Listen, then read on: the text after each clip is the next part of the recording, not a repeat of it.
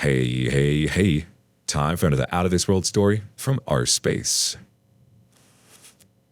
Breakups hurt, and they can take more time than most of us would like to admit to get over.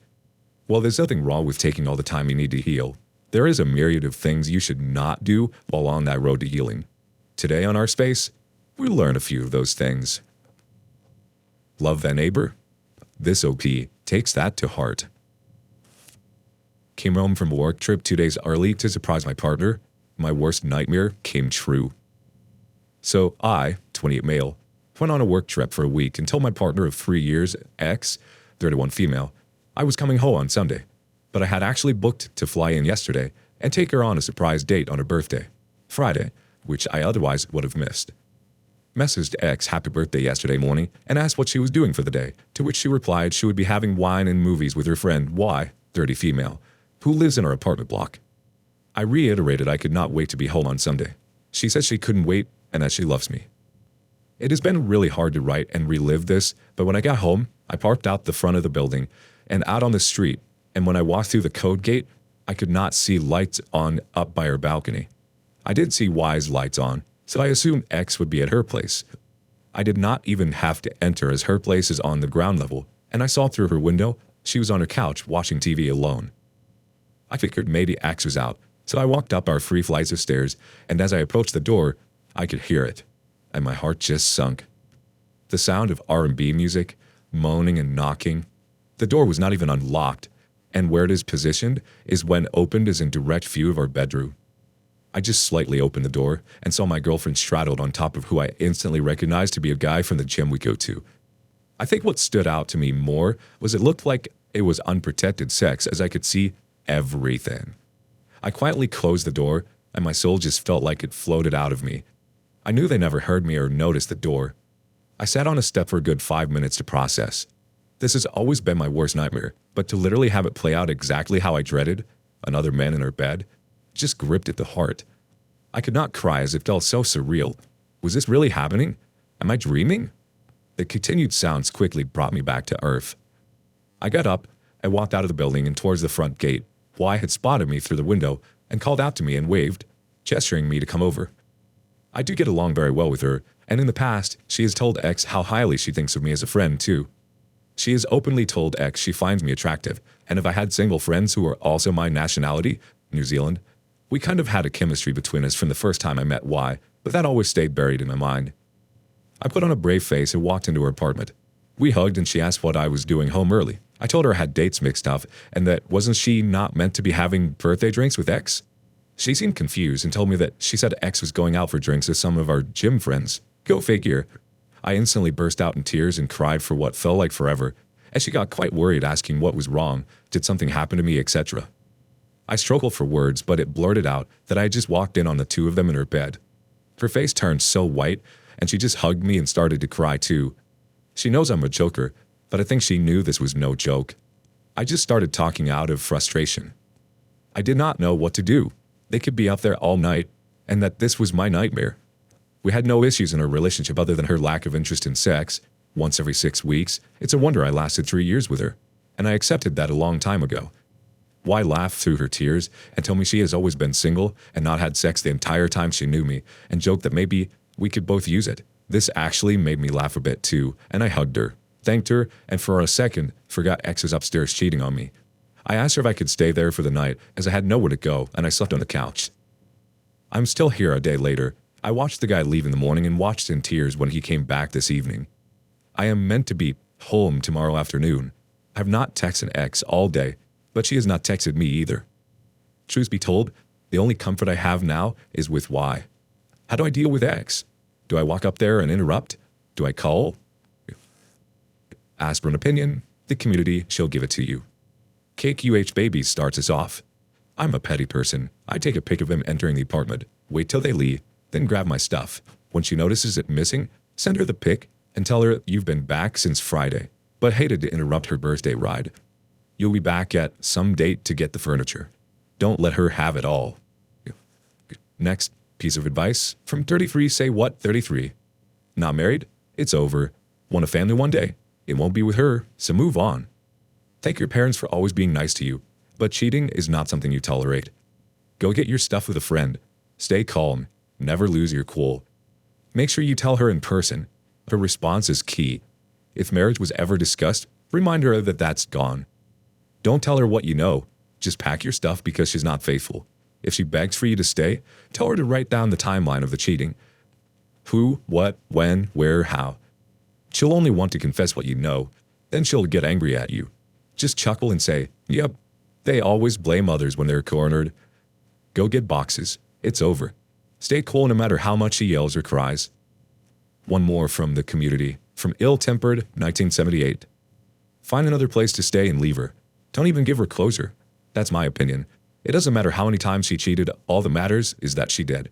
You have your answers, so F her. Either you move out or she moves out. That woman is for the streets. DOP replies, I think you're getting no closure is the best thing I can think of. At this stage, I want to move out. Now for the update. Firstly, I thank everyone for their views, opinions, and advice. I'm still trying to keep up with reading the comments. I appreciate those saying I should have had a backbone or a spine, as to be honest, I would be saying the same things to someone else. This is my first experience with infidelity, so it is easier to judge until I actually had it happen.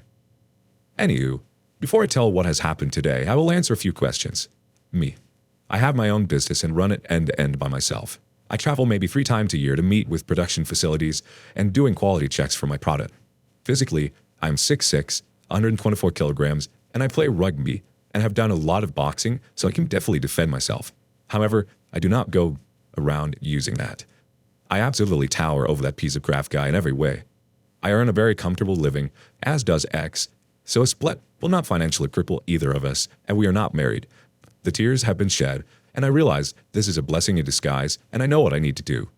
Apartment. We split all the bills 50-50 and have 4 months at a week left from a year-long lease, which both of our names are on. We had actively been looking for a home to buy, however, I guess I dodged a bullet there. Why? What a woman. Aside from her personality, she is also absolutely gorgeous.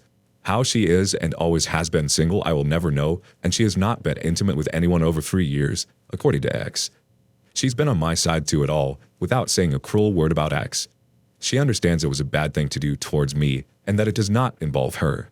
That being said, she has said once X inevitably has owned up to it, she will likely stop being friends with her due to the act. She has not tried to come on to me like a rebound, and has just been super supportive. That alone speaks volumes of her character. X. Works in a hospital and is very attractive. Nice woman, but can be quite self-centered. In hindsight, we were basically just friends. When you have only ever had protected sex because she does not want to get pregnant or go on the pill, and it is once in a blue moon, I guess I just accepted it and got too comfortable when the relationship being what it was. I just tried to get my head around her never even showing signs she was cheating. I know I'm not perfect, but I have always been good to her. Always cooked for her and did a lot around the house. Went on dates regularly, told her things about her to make her feel loved, and always got brushed off after what I thought was a good night. I now question why she did not want me. Why did she stay for this long? My plan. I intended to call her this morning to say my flight would be leaving earlier and could she pick me up at the airport earlier. With the airport being a 40-minute drive away, I could use this time to go up and pack all of my things and rush them to my car, and Y said I could put some of them in her spare room. Once X would notice my things missing, she would try to call me, message me, etc., and I would simply respond with a photo of the two of them in bed. After reading comments, I decided the most cruel punishment for her would be to have no closure. I would explain to the property manager my circumstances and go and stay at a friend's until I find a new place. X can cover the rent. She can certainly afford it. I do have the option to stay with Y, but that is way too close to X, and I do not want to do anything with Y that could ruin our friendship, even though I know her and I are inevitable. The outcome. I went up very early in the morning and very quietly opened the door. Fortunately, they were asleep on the bed, so I took a photo of them, but it was weird that I almost felt guilty about violating privacy when my entire relationship is violated. I did not feel sad anymore, just angry and betrayed. I noticed what would have been his shoes on the floor next to my various, much larger pairs. I decided to take a photo of those and use it first. I figured it would be a more subtle way that she would likely lie about until I hit her with the photo of them in bed. I went back down to Y's and waited around for another hour or so until I was certain X would be awake. I tried to call and no answer, and twice again to no answer. I looked at Y, and we both just knew what was happening. After about a half hour, She called me and sounded very much awake, and like everything was very much normal. I tried to put on my normal voice. I told her my flight is leaving 2 hours earlier than I thought, and could she collect me at 1 p.m.? She said yes, and that she loved me, that she was at her parents' for breakfast, and that they said hello. Lie. On that note, her parents love me, and will be broken about this. I went laid down for a few hours to run in my head what I would get from the apartment. Other than clothes and a few appliances, most of my stuff was already boxed, as I knew if we bought a house, I wanted an easy move. Around midday, I saw X go down to the car park and gave it a few minutes after she left before I moved my car downstairs and went upstairs. It smelled like air freshener, and I noticed how new sheets and covers on this bed. All dishes were done. She went to every length to cover up that anyone else was ever there. It took me all but 10 minutes to gather all of my things, and if I forgot anything, I probably did not care about it. It did feel weird knowing it would be a goodbye to the place I called home, but I felt strong. X sent me a message asking where I was, as she was at the arrivals area. I replied and said I was held up and that I would Uber home. Maybe an hour later, a bunch of missed calls and her messaging saying, "Where's all my stuff? And has something happened?" My heart nearly beat out of my chest when I sent the photo of the shoes saying, "These aren't my size." She had the audacity to reply saying they were her brother's from when he picked her up to go to mom and dad's. Did I not say she would pull something like that? I did not even want to discuss, but I knew she was cornered, so I sent the photo of them in bed, and I have left it at that. She did not even try to call, as I was expecting a wave of calls or texts. In my eyes, that is me leaving her, and I know I could have called her out or caught them in the act, confronted them, but I wanted her to know I knew, and that she would never be able to know how or explain herself. I will not tarnish her name, as it is not in my nature, and I do not want to ruin her life, but she can live with this forever, although I doubt she has a conscience. I have left Wise, as I know X will be down to see her soon, and I'm at my friend nearby, collecting today's rundown to relay to you all. If it were not for Y, this would have been a lot harder, but I know she will sever her friendship with X in the next day or two. I am doing well and looking ahead. This hurt at first, but I am glad I found out now, and not after we bought a home. I have sent an email to the property manager informing her of our sudden split, and that she would be covering the rent until the lease ends and she can keep the bond. I think the pain for X will be when Y and I begin our inevitable relationship. P.S. I am really resisting the urge to go to the gym and throw hands. A first community response comes from Scary Inspector 8315. Dude, please don't cover anything for her. Blow her world up before she plays a victim card and turns this against you, especially since it seems you and Y will be getting together. She will claim you cheated on her first. This good boy high ground route always gets men screwed. Drop this good boy attitude and nuke her all the way. Showing kindness to your enemy is being cruel to yourself. Worried Ad 7731 chimes in. Good for you. Take your time with Y. See a therapist and put extra focus on yourself. Because of the swirling of emotions and intensity of them, it is critical to react to the breakup in purposeful and healthy ways. OP. Avoid unhealthy coping skills, as even though they may bring temporary relief and release, it will not be permanent and often adds new problems to the emotional roller coaster you are on. It's easy to hurt someone after they've hurt you, but by doing that, it makes you no better than them and stagnant and gross.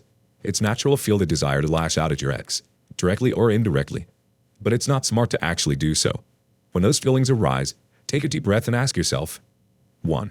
Is it worth sitting in the negative energy of revenge? 2. Is revenge consistent with who you want to be? 3. How will this serve me now or in the future? Revenge is a two-edged sword that can leave feelings of shame and remorse.